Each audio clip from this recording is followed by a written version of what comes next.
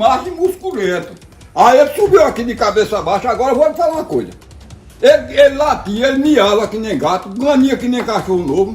Agora um moleque desse tamanho. O dente, olha o tamanho do dente dele. Oxê. Os olhos de fogo desse tamanho parecia farol de carro. Oxê. É perante a Jesus, eu não estou dizendo de brincadeira não, bicho. É. Os olhos eram desse tamanho, parecia farol de carro, vermelho, encarnado que nem sangue. E as unhas, olha o tamanho das unhas. E que porra é Eu não sei que babão que é aqui não. Sinceramente eu digo a você. E bagaçou isso aqui. Ele começou bonito pra correr, eu digo, eu vou espiar o que é, que eu pensei que era o bicho comendo as galinhas. Você pode acreditar que ele botou nele ali, e eu botei nele com a roçadeira. Eu dei uma roçadeirada tão grande no quinteto dele que a roçadeira ficou enganchada. E ele desabou, carregou minha roçadeira. Eu caminhei com ele aqui na faca, aqui eu botei pra roubar nele, viu?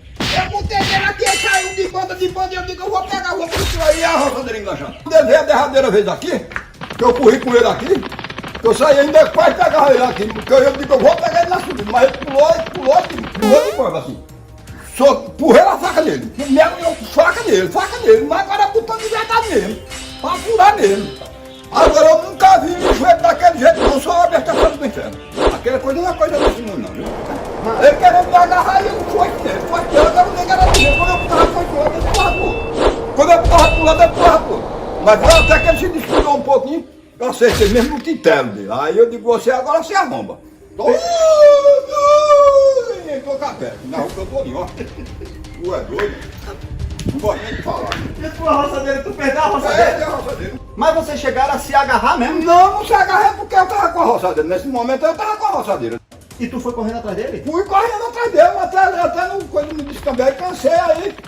E quando ele subiu pra lá, pô, daí desapareceu. Ele tá morrido nesse meio aí.